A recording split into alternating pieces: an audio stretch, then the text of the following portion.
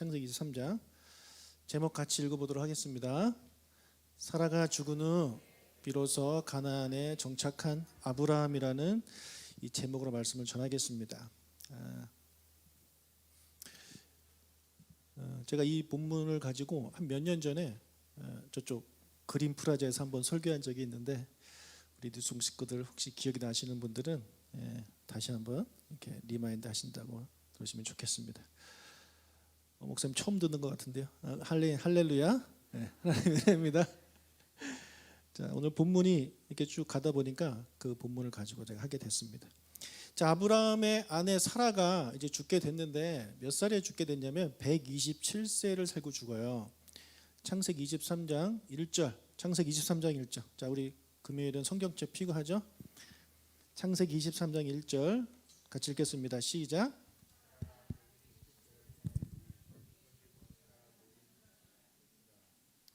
자, 127세를 살았는데 사라가 죽었을 당시에 사라의 아들이 이제 이삭인데 이삭의 나이가 37살이에요. 37살. 자, 아브라함이 이삭을 바치려고 했던 그 사건이 바로 22장에 나오죠. 바로 앞에 나와요. 그래서 뭐 얼마 시간이 안 지난 것처럼 우리가 착각할 수 있지만 약 20년 정도 지난 것으로 이제 보시면 되겠습니다.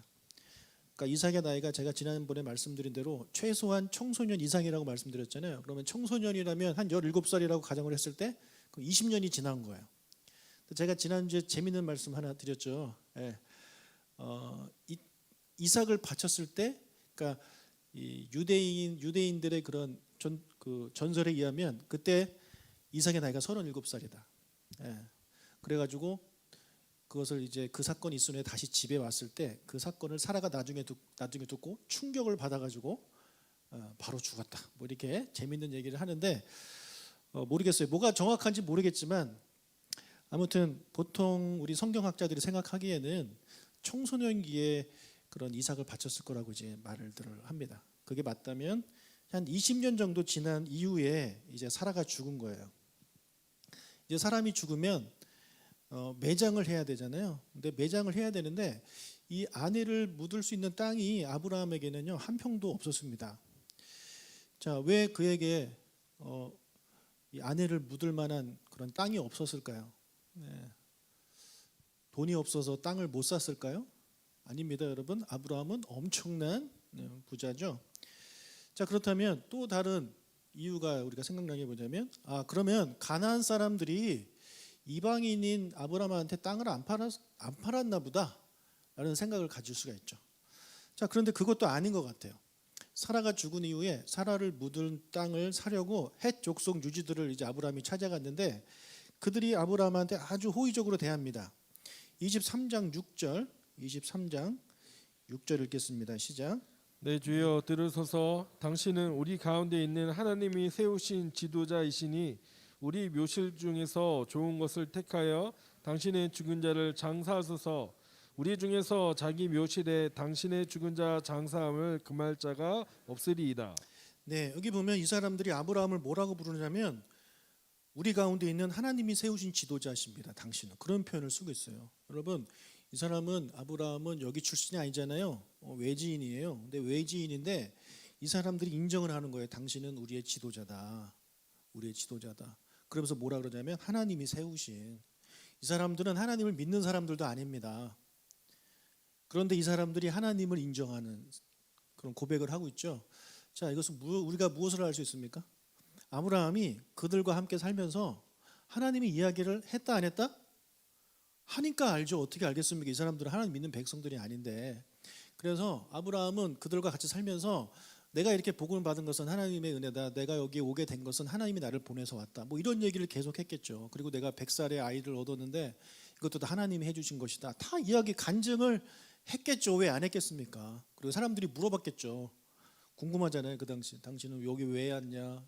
말도 잘 안 통하는데 여기 왜 왔냐? 뭐 이런 질문들을 했을 때 분명히 하나님의 이야기를 그가 꺼냈다는 거죠. 그리고 그가 하나님 이야기를 꺼냈을 때 사람들한테 인정을 받는 사람이 된 거예요. 여러분, 우리가 세상 속에 나가서 살면서 하나님의 이름을 전하며 살아간 여러분들 되시길 축복합니다. 여러분, 예수 믿으세요, 예수 믿으세요 하는 것도 중요하지만 우리가 그런 말을 하지 않아도 사람들이 우리를 보고 아, 저 사람은 예수 믿는 사람이야라고 알아야 되지 않겠습니까? 그런데 어떻게 직장 생활 10년, 20년 하면서 직장인들이 여러분이 예수 믿는 걸 어떻게 모를 수가 있죠? 예. 난 당신이 교회 다니는 거 전혀 몰라서 이런 소리를 듣는 분들이 종종 계시더라고요. 예. 그런 분들은 간첩을 해야 됩니다. 자기의 신분을 20년 동안 속일 수 있다는 건 정말 대단한, 아무나 못하는 거예요. 그래서 여러분, 우리는 그리스도인들은요, 어딜 가든지 티가 나게 되어 있습니다. 일단 우리의 말이 뭐 주일이라는 표현도 쓰고 뭐 감사라는 표현도 되게 잘 써요. 그리고 보통 우리 식사할 때 식사기도 하잖아요. 그것만 봐도 아, 저 사람 교회 다니는 사람이구나 다 알게 되어 있습니다. 근데 그거를 10년, 20년 남모르게 지내신다? 대단하신 분들입니다. 예, 보통 분들이 아니에요. 그리고 내가 교회 다닌다는 것을 이제 오픈했을 때 사람들의 반응이 아, 역시 당신이 교회 다니는 사람이구나, 훌륭하다, 이런 얘기를 들어야지 너 같은 게 교회 다니냐? 그러니까 기독교가 욕을 먹는가, 이런 소리 들으면 안 된다는 거죠. 그래서 아브라함은요, 이 사람들한테 인정을 받는 사람들이었습니다. 하나님이 세우신 지도자다, 이렇게 인정을 받는. 그래서 아브라함이 이 가나안 땅에서 얼마나 잘 살았는지, 행동을 잘 했는지 우리가 이것을 보고 이제 알게 되는 거죠. 그래서 이 사람들이 이 아브라함한테 무척 호의적으로 지금 대답을 하지 않습니까? 그래서 이것을 봤을 때 이들이 아브라함한테 안 팔아서 땅을 못 산 것도 아닙니다. 자, 돈이 없어서 못 산 것도 아니고 안 팔아서 못 산 것도 아니에요. 그럼 우리가 어떤 결론을 내릴 수가 있습니까? 아브라함이 땅을 살 생각이 있었다 없었다? 없었다는 거죠. 예, 마음만 먹었으면 왜 못 사겠습니까? 하지만 그런 생각을 하지 않은 거예요. 자, 그렇다면 왜 이 거부인 아브라함은 가나안 땅을 사지 않았을까요? 땅을 왜 사지 않았을까요? 이에 대한 답은 우리가 아브라함이 한 말을 통해서 우리가 알 수가 있는데 짐작을 할 수가 있어요. 4절을 읽겠습니다. 나는 당신들 중에 나그네요 거류하는 자이니 당신들 중에서 내게 매장할 소유지를 주어 내가 나의 죽은 자를 내 앞에서 내어다가 장사하게 하시오. 자, 아브라함이 자신에 대해서 말하기를 뭐라 그러냐면 저는 당신들 중에 나그네요 거류하는 자입니다, 이런 표현을 하고 있죠. 자, 나그네란 말이에요. 자, 우리가 요즘은 나그네란 말을 쓰지 않지만 나그네가 무슨 뜻입니까?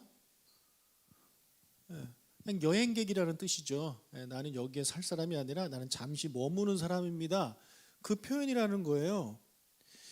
여러분, 우리가 어디 여행을 가서 정말 좋은 땅, 경치 좋은 땅, 정말 공기 좋은 땅, 근데 너무 싸. 그럼 여러분 그 땅 사고 오십니까? 특히 뭐 동남아 같은 데 갔는데 바닷가 앞에 쫙 있고 한 평에 뭐 한 10원 이래요. 너무 싸네, 너무 좋네, 그 땅 사고 오십니까? 안 삽니다. 왜요?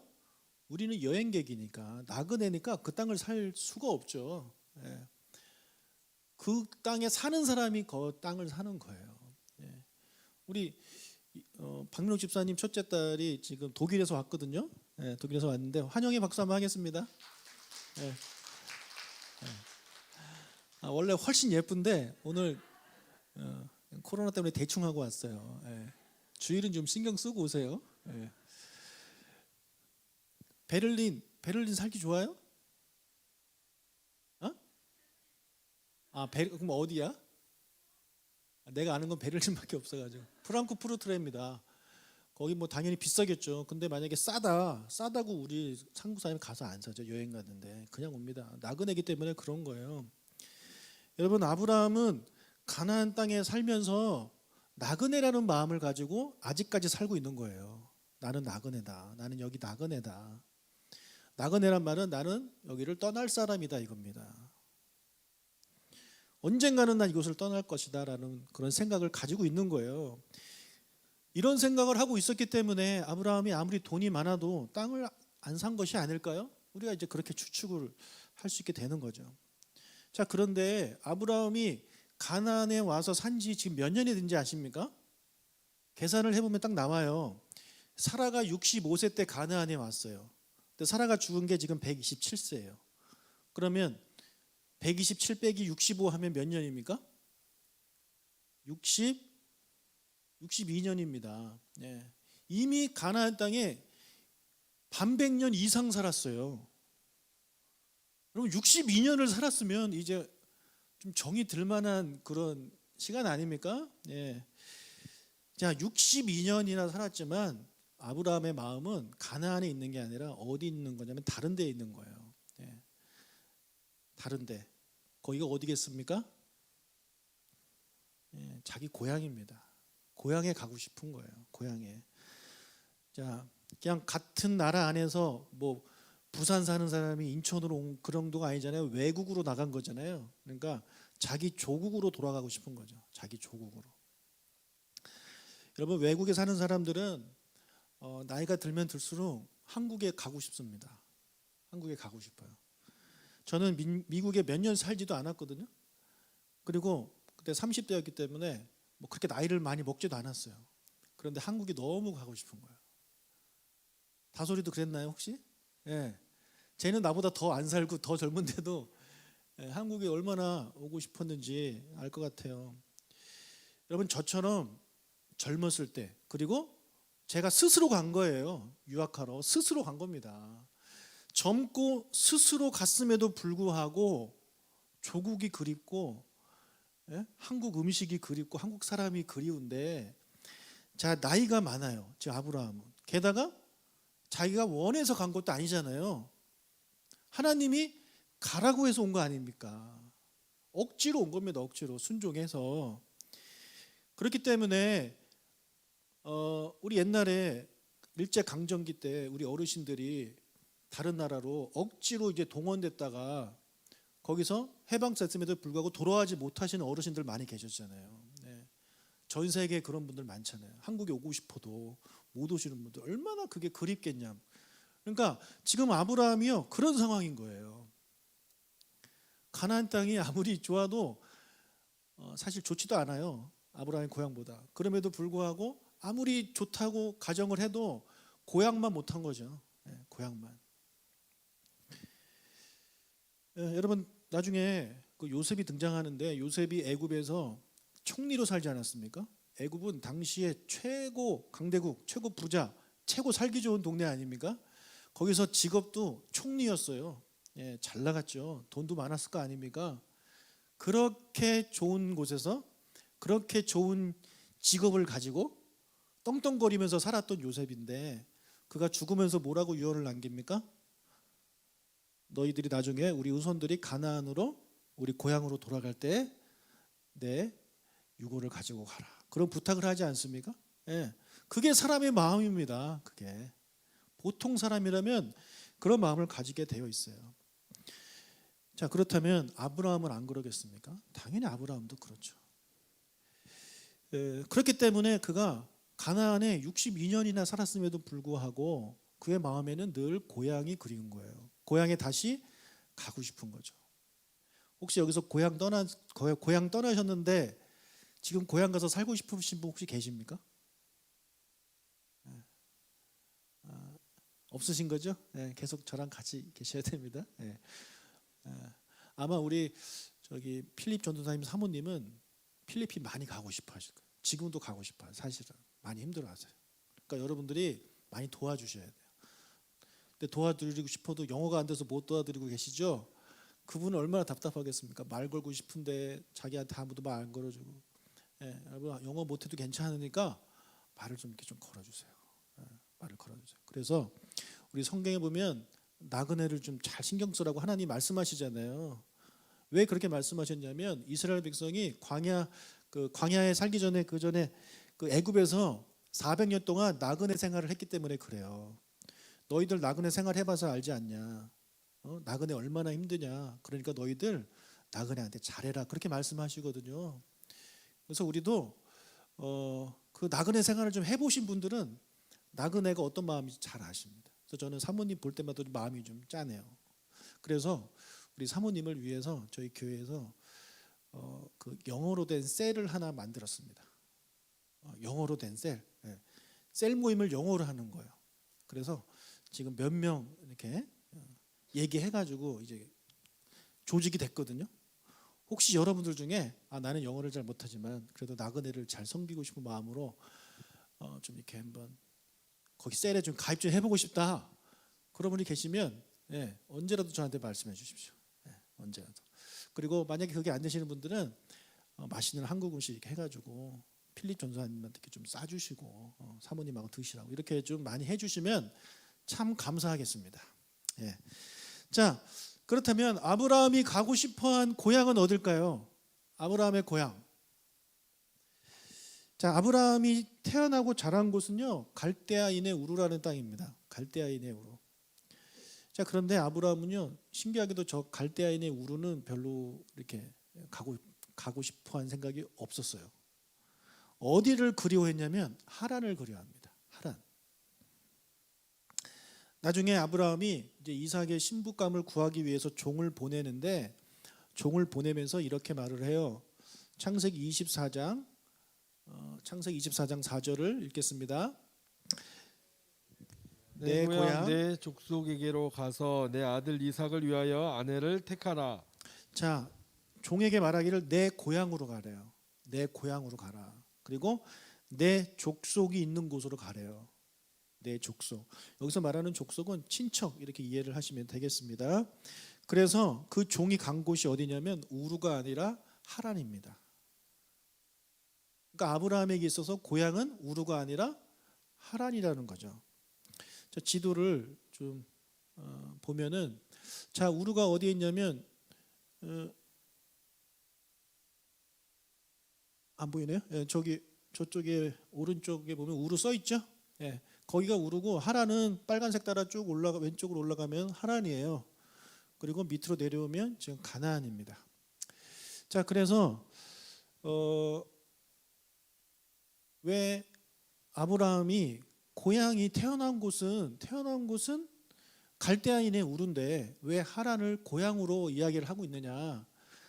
자, 그것에 대해서는 제가 잠깐 좀 설명을 드릴게요. 자, 지금 하란에는 누가 살고 있냐면 그의 친척들이 살고 있고 친척들만 살고 있는 게 아니라 그의 아버지가 살고 있습니다. 아브라함의 아버지 이름이 뭘까요? 데라입니다. 데라. 자, 데라가 자기의 가족을 데라고 이렇게 데리고 이제 하란으로 간 거예요. 그래서 데라예요. 자, 데라고 갔어요. 애들 가족을 데라고 갔어요. 억지로 막 갖다 붙이는데 데리고 갔어요. 데라예요. 데라가 근데 그 창세기 11장에 보면 데라가 죽은 이후에 죽는다는 얘기가 나오고 그리고 나서 아브라함이 가나안으로 갔다는 얘기가 나와서 우리가 오해할 수 있는 게 뭐냐면 아버지가 죽어서 가나안으로 이제 아브라함이 출발했나 보다. 이제 그렇게 생각할 수가 있는데 그렇지 않아요. 여러분 데라가 아브라함을 몇 살에 낳냐면 70세에 낳았습니다. 수학하시는 분 좀 이렇게 계산해 보세요. 70세에 낳고 몇 살에 죽냐면 205살에 죽어요. 205살. 205살에 죽어요. 자, 그러면 아브라함이 몇 살 때 죽은 겁니까? 자, 205 빼기 70. 135. 그러니까 아브라함이 135세 때 데라가 죽은 거예요. 근데 아브라함이 가나안에 온 게 몇 살 때예요? 75세 때 왔어요. 자, 그러면 아브라함이 가나안에 와서 60년이라는 세월을 살 동안 아직까지 아버지 데라가 살아 있다라는 거죠. 60년 동안 하란에서 아버지가 살고 있는 거예요. 이해가 되십니까? 자, 그래서 아버지가 살아 계세요. 이 늙은 아버지가 하란에 살고 계세요. 여러분 가고 싶겠습니까? 안 가고 싶겠습니까? 저는 나이가 드니까 들수록 아버지가 더 좋아지고 막 너무 좋아요. 그래서 60년이나 지났지만 아직까지 아버지가 살고 계시는 가나안 그 하란 땅에 아브라함이 얼마나 가고 싶겠습니까? 거기에 또 누가 있냐면 자기의 동생 나홀의 가족들도 있어요. 여러분 지금 아브라함이 가나안에서 막 이렇게 인정받고 뭐 이렇게 살고 있지만 여러분 엄청 외로울 겁니다. 엄청 외로워요. 뒤에 보면 그 내용이 좀 나오는데 엄청 외로워요. 겉으로는 막 이렇게 돈이 많으니까 막 이렇게 해주지만 뒤로는 사기치고 있어 아브라함한테. 그럼 나이 들면서 가장 좋은 게 가족 아닌가요? 예? 어릴 때는 친구가 제일 좋은 것 같지만 나이가 들수록 가족이 제일 좋더라고요. 지금 아브라함이 그런 거예요. 외국에 와가지고 돈은 많이 벌어서 사람들이 이렇게 뭐 존경하는 그런 사람이 됐지만 여전히 외로운 거죠. 가족이 그리운 거예요. 그래서 가고 싶은 곳이 그의 마음속엔 하란입니다. 하란. 하나님이 가나안으로 가라 그래가지고 오긴 왔지만 마음은 거기 가 있는 거예요. 얼마든지 그럴 수 있는 거죠. 이해가 됩니다. 아브라함의 마음이. 여러분 또 한 가지 제가 말씀드릴 게 있어요. 하란에 왜 그가 마음이 가는지. 이것은 그냥 재미로 들으세요. 재미로 들으세요. 그냥 재미로 들으시면 됩니다. 여러분 아브라함을 우리가 이제 히브리인이라고 합니다. 히브리인이란 강을 건너온 자라는 뜻이에요. 히브리. 근데 그 히브리라는 말이 어디에서 왔냐면 에볼라에서 왔습니다.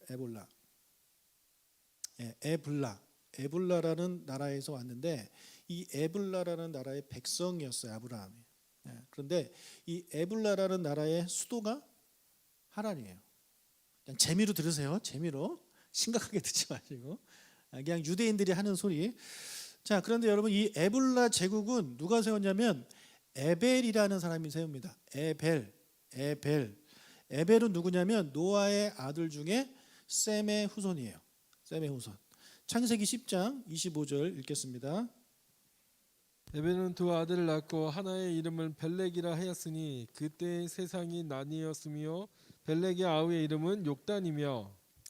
여러분 히브리어 고대 히브리어는요 자음은 있는데 모음이 없어요. 그래서 이 에벨의 모음 자음만 보면 이응 비읍 리을이죠. 에불라도 이응 비읍 리을이죠. 그렇게 되는 거예요.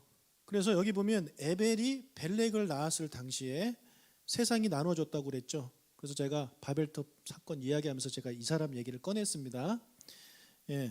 그러니까 바벨탑 사건이 일어나면서 나라가 그러니까 세계가 나누어졌잖아요. 말이 통하는 사람들끼리 이렇게 움직이지 않았습니까? 그래서 그때 에벨과 같은 언어를 쓰는 사람들이 이제 어느 지역에 모였겠죠. 그래서 그 에벨이 세운 나라가 에불라라는 나라라는 겁니다. 처음에는 도시 국가로 시작해요. 그 에불라라는 나라를 세워요. 그런데 그 에벨의 후손 중에 누가 태어나냐면 아브라함이 태어나는 거예요. 그래서 아브라함은요 에벨의 후손이면서 그 에벨이 세운 나라의 백성인 거죠. 자, 노아의 홍수로 인해서 새로운 시대가 시작됐잖아요. 하지만 대부분의 사람들이 시간이 지나면서 또 하나님을 반역하고 배반하면서 살았어요. 그런 일에 가장 앞장선 사람이 누구냐면 니므롯이라는 사람입니다. 자, 이것도 홍해 얘기할 때 제가 말씀드렸습니다. 그때 바벨탑 사건 때. 자, 그런데 반면에 하나님 편에 섰던 사람이 있었으니 그의 이름이 바로 누굴까요?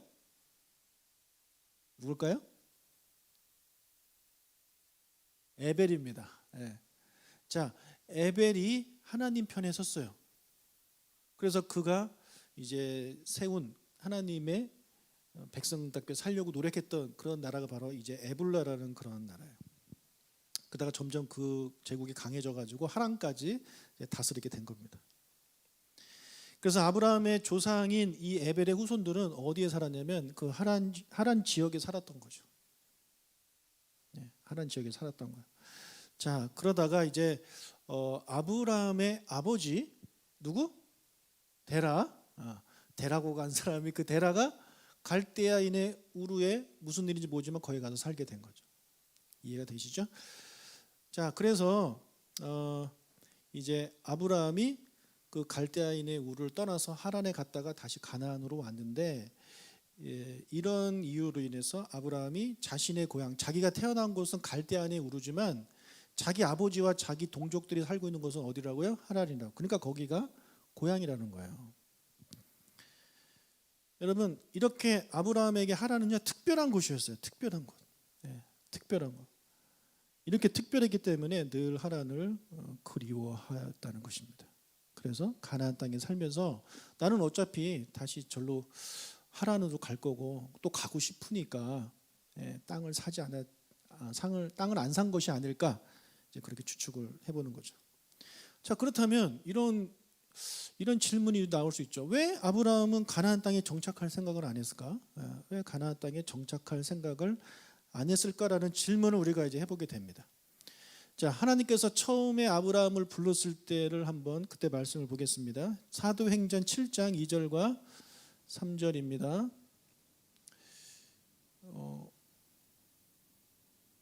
없네요. 제가 읽을게요. 사도행전 7장 2절 3절에 보면 스데반이 이르되 여러분 부형들이여 들으소서 우리 조상 아브라함이 하란에 있기 전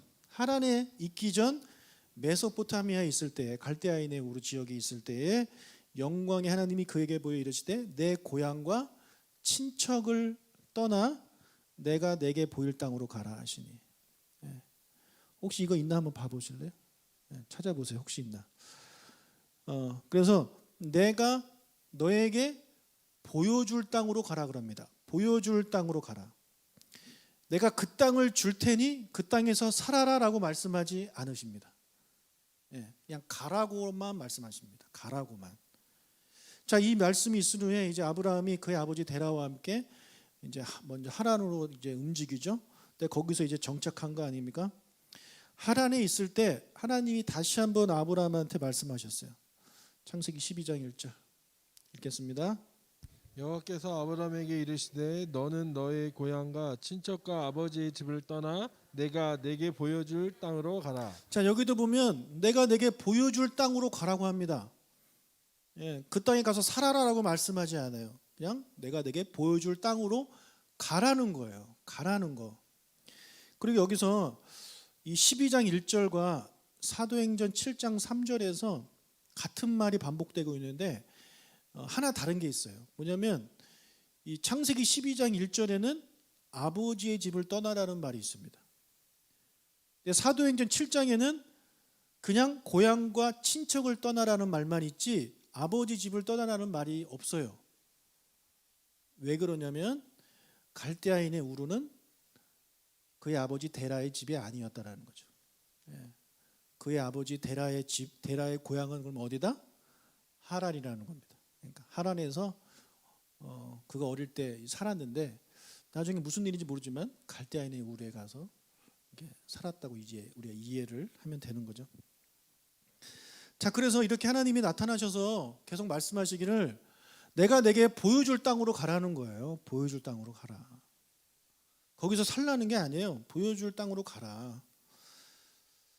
자, 이 두 번째 말씀이 임하고 아브라함이 가나안 땅에 이제 도착하는데 그때 75세라고 말씀을 드렸고 가나안 땅에 도착하니까 하나님이 아브라함한테 말씀하시기를 12장 7절 여호와께서 아브라함에게 나타나 이르시되 내가 이 땅을 내 자손에게 주리라 하신지라. 자, 뭐라 그래요? 내가 이 땅을 너한테 주겠답니까? 아니에요. 너의 자손에게 주겠다는 거예요. 그러니까 지금까지 하나님이 한 번도 아브라함한테 너 여기서 살아란 말 했습니까? 안 했습니까? 안 했습니다. 보여줄 땅으로 가라 그랬고 이 땅을 내 자손에게 주겠다 그랬지 아브라함한테 주겠다고 말한 적이 없어요. 그러면 아브라함 입장에서 얼마든지 이렇게 생각할 수 있어요. 아, 이 땅은 내 후손한테 주신 땅이야. 그럼 내 후손이면 이삭이겠죠? 그럼 이삭한테 주신 땅이야. 나한테 주신 땅이 아니에요. 그러니까 나는 언제라도 가면 돼요. 하란으로 가면 돼요. 근데 내 아들이 여기서 이제 살아야 되잖아요. 이 아들한테 준 땅이니까. 근데 이삭을 100세 때 낳네? 너무 늦게 난 거예요, 계획보다. 그러다 보니까 얘가 좀 커야 될 거 아닙니까? 커야 놓고 갈 거 아니에요. 근데 또 이 이삭이 37살까지 장가도 못 가고 있어요. 장가를 가야 뭐 부인을 좀 이렇게 납둬야 마음 편하게 갈 텐데 혼자 사는 아들 놓고 가기가 좀 그랬던 것 같아요. 그래가지고 고향에 가고 싶은데 이게 점점 이게 연기되지 않았을까라는 생각을 해봅니다. 자, 그러다가 60년이 지난 어느 날 그의 아버지가 죽게 되죠. 그리고 2년 후에 그의 아내가 지금 죽게 되는 겁니다. 만약에 이삭이 일찍 태어나가지고 이삭이 어느 정도 이제 성장하고 부인까지 있었으면 아브라함은 자기 고향으로 갔을지도 모릅니다. 그냥 갔을지도 모릅니다입니다. 예. 여러분, 만약에 아브라함이 그렇게 했다면 그냥 이삭한테 이 가나안 땅에서 살라고 하고 자기는 하란으로 갔다면 그가 믿음의 조상이 될 수 있었을까요? 그리고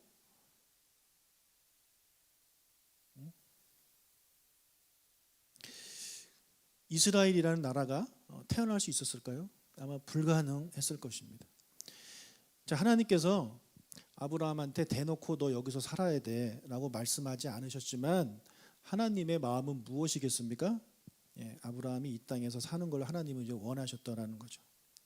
하지만 아브라함은 너무나도 고향이 그리운 그런 나이든 할아버지였습니다. 그래서 가고 싶었던 거죠. 자, 그렇게 살고 있던 아브라함한테 이제 이 땅에 정착하게 되는 계기가 하나 생깁니다. 그 사건이 하나 발생하는데 그것이 뭐냐면 아내 사라가 죽는 거예요. 눌러주세요. 네. 예, 아내 사라가 죽는 거예요.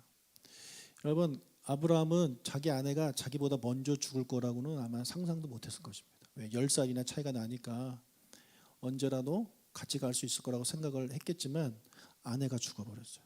예. 상상도 못했던 아내가 죽어버렸어요. 자, 아내가 죽어버렸기 때문에 그녀를 묻어둘 땅이 필요하잖아요. 그래서 어쩔 수 없이 가나안에 그녀를 묻어야 되는 땅을 지금 처음으로 구입하게 되는 것입니다. 그리고 이것은 성경에 없는 얘기지만 그냥 제가 한번 그런 가정을 한번 해봤어요. 자, 사라가 죽으면서 무슨 말을 하고 죽었을까? 여러분, 사라는 아브라함하고 부부기 때문에 별 얘기를 다 했겠죠. 아브라함이 지금 어떤 마음이고 어떤 생각을 가지고 있는지 사라가 모르겠습니까? 알고 있겠죠. 그래서 저는 그런 생각을 해봐요.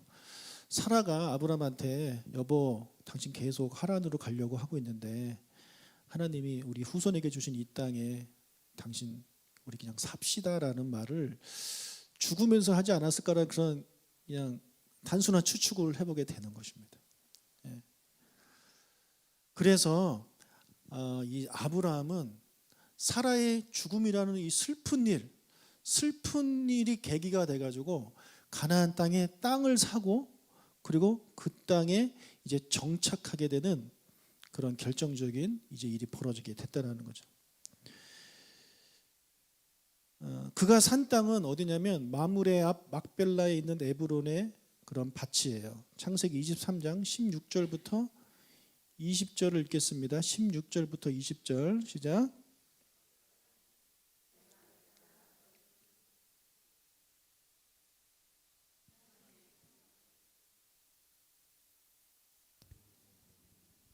마므레 앞 막벨라에 있는 에브론의 밭 곧 그 밭과 거기에 속한 굴과 그 밭과 그 주위에 둘린 모든 나무가 성문에 들어온 모든 헷 족속이 보는 데서 아브라함의 소유로 확정된지라. 후에 아브라함이 그 아내 사라를 가나안 땅 마므레 앞 막벨라 밭 굴에 장사하였더라. 마므레는 곧 헤브론이라. 이와 같이 그 밭과 거기에 속한 굴이 헷 족속으로부터 아브라함이 매장할 소유지로 확정되었더라. 자, 여기 보면 아브라함이 에브론이라는 사람한테 땅을 삽니다. 예. 에브론이 가지고 있던 밭에 막벨라 굴이 있는데 저 굴에다가 우리 사라를 이제 묻으면 좋겠다라는 이제 생각을 했던 거죠. 그래서 아까 헷 족속의 그런 유지들한테 이 에브론을 좀 소개시켜 달라고 이야기를 합니다. 그래서 에브론은 뭐라 그러냐면 괜찮습니다. 그냥 쓰세요라고 말을 해요. 근데 이게 진짜 그냥 쓰세요는 아닙니다. 당시에 이렇게 한번 이렇게 하는 거래요. 예. 그리고 나서 가격을 이야기하는데 은 400세겔. 은 400세겔이 얼마냐면 당시에 한 사람의 1년 수입이 5세겔 또는 10세겔. 예. 이렇게 됩니다. 그러면 이 400세겔은 40명에서 80명의 연봉이에요. 자, 그럼 얼마 정도 될까요? 엄청나게 비싼 돈이죠. 예. 여러분, 나중에 세월이 한참 지난 후에, 여러분, 세월이 지나면 땅값이 떨어집니까 올라갑니까? 아무래도 올라가지 않겠어요? 예. 한참 지난 후에 다윗이 성전터를 구입하는데 그 큰 성전터를 얼마에 사냐면 50세겔에 삽니다. 50세겔. 근데 아브라함은 지금 얼마에 샀어요? 400세겔. 그리고 세월이 더 지난 후에 예레미야 선지자가 사토니의 땅을 사면서 얼마를 주냐면 17세겔을 줍니다. 그러니까 지금 아브라함이 엄청나게 비싼 돈을 주고 산 거예요. 그러니까 이 사람들이 아브라함이 돈이 많으니까 겉으로는 막 이렇게 하지만 그 중에 어떤 이 에브론이라는 사람은 돈 뜯어낼 생각을 한 거죠. 그러니까 이렇게 사기치고 뭐 그런 일을 이제 아브라함이 당하는 거예요. 그런데 아브라함이 이게 비싼 걸 모르겠습니까? 알죠. 왜 모르겠어요? 알죠. 알지만 그 아내를 묻을 땅을 사는데 한 푼도 깎지 않아요. 그냥 줘요. 그냥 줘요. 그리고 그 땅에 아내를 묻습니다. 자, 그래서 이제 아브라함이 가나안 땅에 드디어 땅을 삽니다. 드디어 땅을 사고 거기에 아내를 묻으면서 자기의 마음도 가나안 땅에 묻어요. 그래서 자기도 죽은 이후에 그 땅에 묻힙니다. 죽으면서 유언을 하기를 나 하란으로 좀 옮겨달라 이런 말 하지 않아요. 그냥 그 땅에 묻어요. 그리고 그 땅에 이삭 부부도 묻히고 야곱의 부부도 그 땅에 묻힙니다. 그래서 아브라함이 마음을 정하고 이제 하란의 마음을 두지 않고 이 가나안 땅의 마음을 정하고 그렇게 한 이후에 아브라함의 가족의 진짜 고향이 가나안 땅이 되어버렸어요. 그래서 요셉이 나중에 고향으로 가자 했을 때 하란이 아니라 가나안으로 가자고 이야기를 한 겁니다. 사랑하는 여러분, 우리 계속해서 지금 아브라함이 하란을 마음에 뒀다가 이제 가나안의 마음을 두었다 그렇게 그 말씀을 오래 시간 동안 지금 이렇게 드렸는데 이것을 우리의 삶에 좀 적용을 한번 해보도록 하겠습니다. 여러분 하나님께서 여러분에게 주신 가정 있잖아요. 여러분에게 주신 가정 그것이 여러분에게 주신 가정이라는 확신 그런 믿음이 있으십니까? 혹시 나 좀 이 여자랑 좀 살다가 좀 괜찮은 여자 나타나면 그걸 가야지 뭐 이런 생각 가지고 사시는 분 없으시죠? 여자분들도 마찬가지고 우리에게 주신 가정이에요. 우리에게 주신 가정. 근데 그 가정에서 살다 보면 이런 일 저런 일도 있죠. 싸우기도 하고 아이들이 말을 안 듣기도 하고 하지만 하나님이 주신 그런 가정이라고 생각하고 여러분 그곳에 여러분의 마음을 푹 묻으시길 축복합니다. 다른데 가면 안 되는 거죠. 제가 너무 당연한 말씀을 지금 드리고 있는 거죠. 자, 영적으로도 마찬가지입니다. 우리 교회를 한번 생각해 보겠습니다. 여러분 우리 조각목 교회는요 하나님이 여러분에게 주신 교회라고 믿으시길 축복합니다. 저를 보내신 교회가 바로 또 조각목 교회라고 저는 이제 확신을 해요. 자, 그래서 저는 여러분이 저를 쫓아내기 전까지는 저는 여기에서 계속 있을 겁니다. 기쁘십니까? 슬프십니까?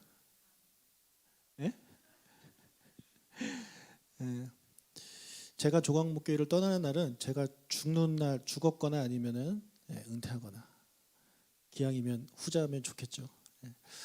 자, 그런데 우리가 교회 생활 하다 보면 교회 안에서 이런저런 일 막 생기잖아요. 저도 처음에 개척하고 나서 너무 힘들 때는 막 교회를 내가 그만둬야 되겠다 생각도 뭐 했었습니다. 제가 이거 전에 한번 말씀드렸다고 말씀을 제가 초반에 드렸는데 그때 설교 온 걸 보니까 그때 그런 마음이 있었나 봐요. 제가 그 얘기를 써놨더라고요. 그런 고민들이 제 안에 있었거든요. 내가 이 교회를 떠나는 것이 우리 성도들한테 더 유익한 것이 아닐까라는 생각이 막 들어가지고 그럼 내가 다른 데를 가야 되나 이런 고민들을 했던 시간들이 있었어요. 그런데 이제는 그런 고민 안 합니다. 예. 박수를 속으로 좀 더 생각해 보세요. 혹시 이런 생각 하실지 모르겠지만 저는 그냥 이 땅이 저에게 주신 가나안 땅이라 생각하고 이 땅에 마음을 묻으랍니다. 예. 아무리 다른 데서 뭐 더 좋은 뭐 이런 뭐 그런 일도 없겠지만 예. 그런 게 있다 하더라도 저는 이곳에 저의 그걸 묻을 거거든요. 예. 여러분도 같이 좀 묻으셨으면 좋겠어요. 땅을 사십시오 이곳에. 예. 저는 목사님 저는 여기 좀 잠깐 있다가요 괜찮은 교회를 발견하면 저는 갈 겁니다. 예. 저 목사님 저 좀 그 코로나 때문에 인터넷으로 설교를 막 여기저기 듣고 있는데 제가 이렇게 설교 여기저기 듣다가 목사님보다 설교 더 잘하는 교회가 있으면 저는 글로 갈 겁니다. 예. 목사님 제가 지금 교회를 다니고 있는데 저랑 좀 안 맞는 사람이 나를 힘들게 합니다. 더 힘들게 하면 저는 다른 데로 갈 겁니다. 예. 여러분 이렇게 마음을 가지고 정하지 못하고 신앙생활을 하면 안 됩니다. 하나님이 이 교회를 여러분에게 주셨다는 그런 믿음을 가지고 우리가 내가 여기에 충성해야지 그런 마음을 가져야지 다른 데를 자꾸 이렇게 기웃기웃 거리면서 물론 이사를 간다거나 그런 건 제가 뭐 이해를 하지만 그런 것이 아닌 정말 별거 아닌 이유 가지고 그런 고민을 하지 않기를 주의 이름으로 간절히 축복해요. 네. 여러분 나무가 여기저기 옮겨 다니면 큰 나무가 될 수 없습니다. 제가 오늘 어디를 갔다 왔는데 엄청나게 큰 나무가 있더라고요. 그걸 보면서 야 이곳이 되게 역사와 전통이 있는 곳이구나. 제가 이제 그것을 이제 느끼게 됐는데 그런 것 같아요. 네, 신앙도요 우리가 한 교회에서 진득하니 쭉 하는 것이 믿음의 성장이 있는 것이지 여기저기 왔다 갔다 하는 것은 옳지 못하다. 믿음이 자랄 수 없지 않을까라는 생각을 제가 해보거든요. 그래서 어떤 계기 지금 아브라함한테는 사라의 죽음이라는 계기를 통해서 그가 이제 그 땅에 마음을 묻기로 결정했듯이 모르겠습니다. 여러분에게도 어떤 계기가 뭐 올 수가 있겠죠. 하지만 그런 계기가 오기 전에 그냥 미리 마음을 좀 여기다 묻고 내가 여기서 목사님 은퇴할 때까지 나도 같이 있어야 되겠다. 목사님이 나를 장례 예배해 드릴 때까지 난 여기 있다 가야 되겠다. 그런 마음들을 우리가 가지고 마음을 여기에 묻고 같이 신앙생활을 쭉 했으면 좋겠습니다. 제 간절한 바람이에요. 그래서 여러분 아브라함이 가나안 땅에 살면서 우리 계속 창세기 쭉 봤지만 아브라함을 힘들게 하는 사람들이 많았어요. 그리고 지금 우리 방금 봤지만 또 사기치고 있잖아요. 엄청나게 비싸게 팔고 있잖아요. 그리고 어디 갈 때마다 두려워가지고 아내를 거짓말이라고 거짓말로 이렇게 동생이란 말도 하기도 하고.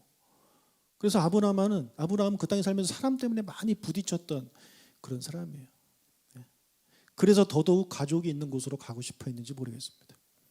우리 교회도 그런 것 같아요. 우리 교회도 신앙생활을 하다 보면 가장 많이 부딪히는 게 제가 보니까 하나님하고 부딪히는 일은 별로 없어요. 하나님하고 부딪히는 일 별로 없어요. 사람하고 부딪혀가지고 교회 떠나는 경우가 제가 보니까 거의 대부분입니다. 거의 대부분. 우리가 사람하고 부딪혀서 다른 데로 가면 거기에 있는 사람들하고 안 부딪힐까요? 또 부딪힐까요? 또 부딪히는 겁니다.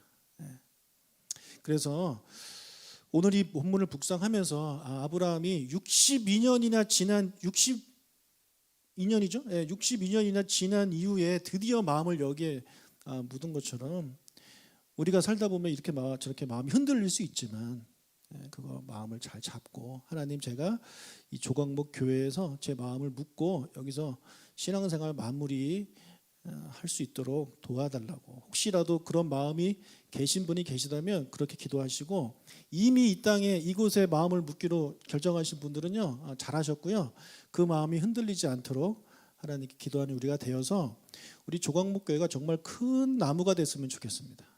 큰 나무가 많아서 하나의 큰 숲이 되겠네요. 이제는 큰 숲이 되는 그런 교회 그런 여러분들이 다 되시기를 주님의 이름으로 축복해요.